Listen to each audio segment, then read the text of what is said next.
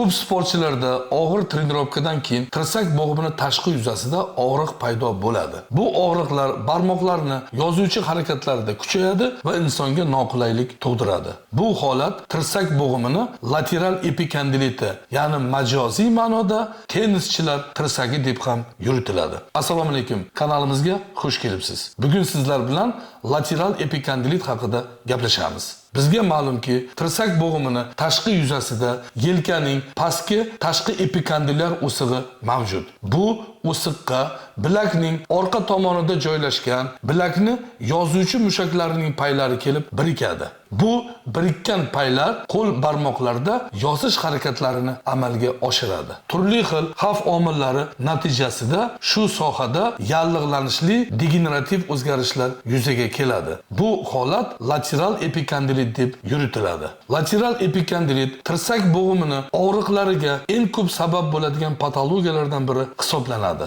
Kasallik ko'proq 30-50 yoshlar atrofida uchraydi va yer yuzi aholisini 3% qismida kuzatiladi. Og'ir atletika va tennis bilan shug'ullanuvchi sportchilar o'rtasida bu ko'rsatkich ancha balandni tashkil qiladi. Kasallikning xavf omillari fizik yuklamalar yoki sport mashg'ulotlarini noto'g'ri texnikalar bilan bajarish. Bu holat ko'proq og'ir atletika va tennis sporti bilan shug'ullanuvchilarda kuzatiladi. Shuning uchun ham bu kasallikni majoziy ma'noda tennischilar tirsagi deb ham yuritiladi. Maxsus kasb yoki hunar egalari bu insonlarda qo'l uzoq muddat yozilgan holatda turadi. Bular rassomlar, oshpazlar, bo'yoqchilar, avtochilangar va duradgorlar hisoblanadi. Endokrin sistemasining kasalliklarini borligi, semizlik va metabolik sindrom holatlari va revmatik kasalliklarning borligi.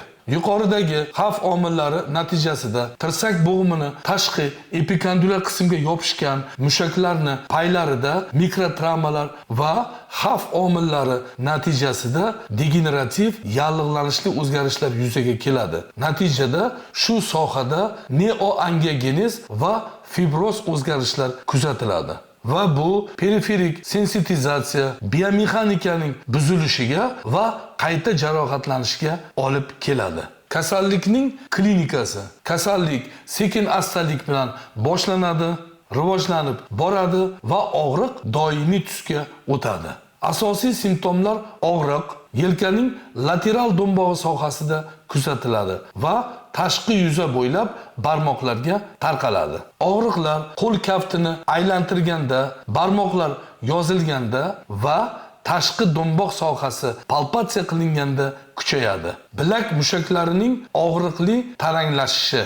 Shu sohada bilakning yozuvchi mushaklarining kuchi kamayadi va barmoqlarni yozish harakatlarida qiyinchiliklar yuzaga keladi. Tirsak bo'g'imini tashqi yuzasida shish holati kuzatiladi. Barmoqlar va tirsak sohasida charchoq hissi paydo bo'ladi. Kasallik siklik kechadi. Qaytalanish va remissiya fazalari bilan birga kechadi. Kasallik diagnostikasida yuqorida sanab o'tilgan belgilarga qo'shimcha instrumental tekshiruvlar o'tkaziladi. Rentgenografiya, ultratovush tekshiruvi va magnit rezonans tomografiya tekshiruvlari o'tkaziladi. Asoratlar noadekvat davo muolajalari o'tkazilganda, ya'ni glikokortikoid dori moddalarini ko'p mahalliy qo'llanganda bilak paylari shikastlanishi va uzilishi kuzatiladi va surunkali og'riq jarayonlari rivojlanishi mumkin.